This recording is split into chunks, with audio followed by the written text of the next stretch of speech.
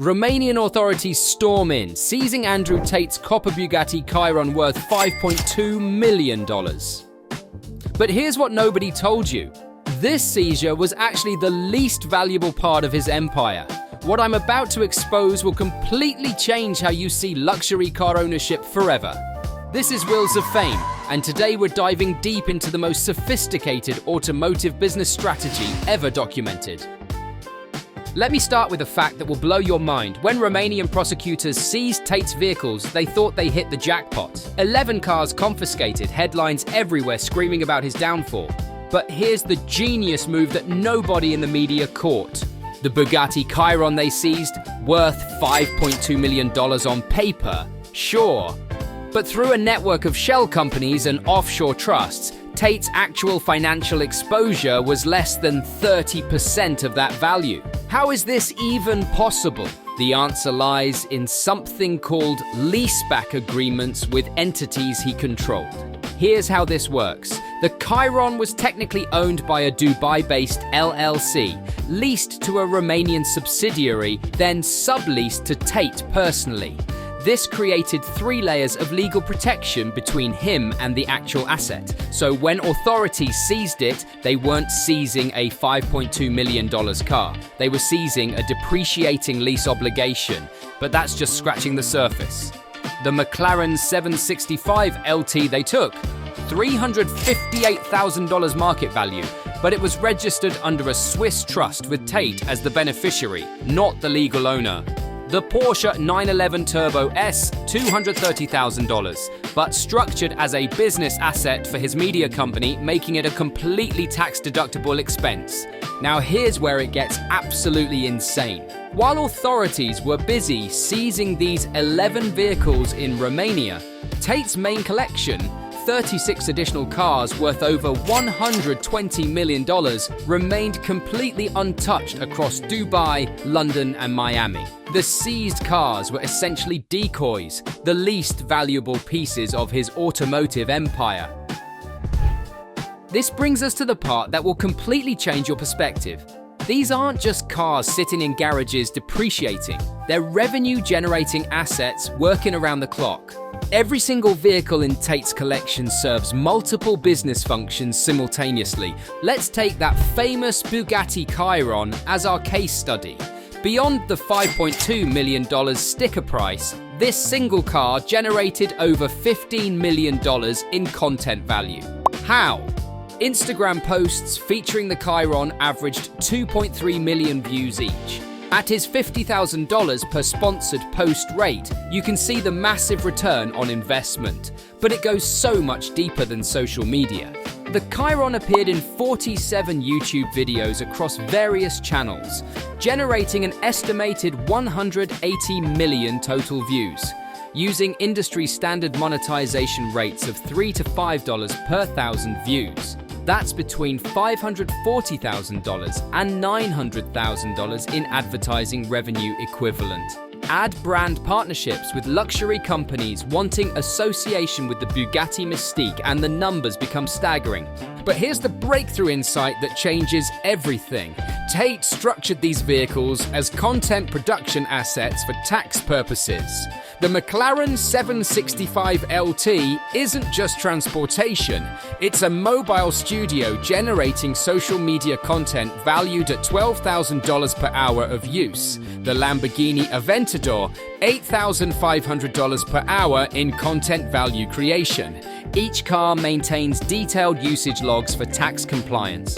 Business meetings conducted in vehicles, content creation sessions, brand promotion activities, all completely legitimate business expenses under tax law. The IRS compliant documentation transforms luxury purchases into profit centers. The insurance structure reveals the complete picture. Total declared value $150 million. Actual business insurance coverage $180 million. That extra $30 million covers revenue loss from content creation disruption if vehicles are damaged or unavailable. These cars aren't expenses draining his wealth. They're appreciating business assets with multiple income streams. Now let me break down the complete empire, and these numbers are going to shock you.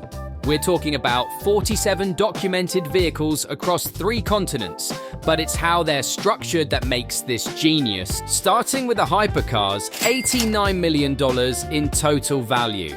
The Bugatti Chiron at $5.2 million produces 1,479 horsepower and hits 60 miles per hour in 2.4 seconds. The McLaren P1 at $2.4 million with 903 horsepower, only 375 units ever produced. Ferrari LaFerrari at $3.8 million, 949 horsepower with hybrid V12 technology. Koenigsegg Regera at $2.3 million, producing 1,500 total horsepower with direct drive transmission. Pagani Huayra at $2.6 million, 730 horsepower with carbon titanium chassis construction. But here's what's absolutely crazy. These 5 cars alone generated over $45 million in content revenue over 3 years. That's a 51% return on initial investment, not counting market appreciation. Moving to the everyday supercars, $38 million portfolio value. Lamborghini Aventador SVJ at $517,000 with 759 horsepower. Ferrari 812 Superfast at $335,000. Producing 789 horsepower from a naturally aspirated V12. McLaren 720 AS at $298,000 with 710 horsepower hitting 60 in 2.9 seconds. Porsche 911 GT2 RS at $293,000, 690 horsepower and former Nürburgring record holder. Every single vehicle customized beyond factory specifications.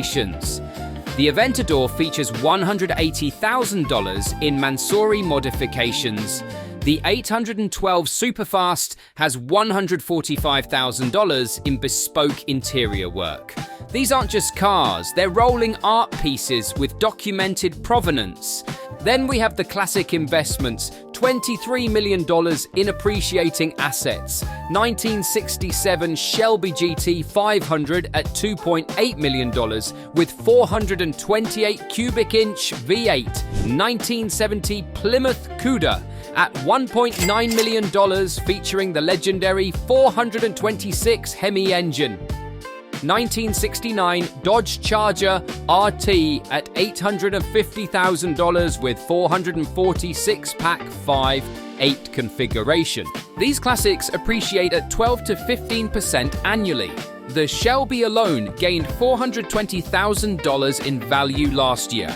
That's 15% return on a tangible asset with zero stock market correlation. Total documented vehicles, 47 cars across 12 legal entities in 6 countries. Combined horsepower, 31,847. Total weight, 178,340 pounds. But here's the kicker. Insurance replacement value $197 million. That's $47 million more than purchase price, reflecting customization and market appreciation. Now for the part that will change everything you think about exotic car ownership. This isn't about buying cars, it's about structuring assets to create wealth while enjoying them. The master strategy works like this. Primary holding company in the Cayman Islands owns all vehicles legally. Regional subsidiaries in Dubai, Switzerland and Delaware lease vehicles back to the holding company.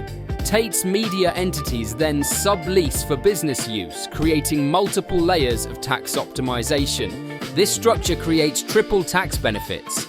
Depreciation deductions on the holding company level, lease expense deductions on the media company level, international tax optimization through transfer pricing between jurisdictions. But here's the genius part. Maintenance and modifications are structured as capital improvements to business assets. That $180,000 Mansory kit, legitimate business expense improving asset value, the $45,000 carbon fiber package, equipment upgrade for content production purposes. Insurance reveals the complete financial picture, commercial policies covering business use, content creation, and revenue protection. Annual premiums $840,000, but completely tax deductible as business insurance, creating additional savings of $294,000 at corporate tax rates. The exit strategy is pure financial brilliance. When vehicles appreciate beyond threshold values, they're donated to a charitable foundation Tate controls. This creates tax deductions at fair market value while maintaining beneficial use through the foundation's educational programs about automotive excellence. Real estate integration completes the system. Climate-controlled garages in Dubai, Miami, and London structured as commercial storage facilities. These properties appreciate independently while serving the car collection, creating dual asset appreciation streams.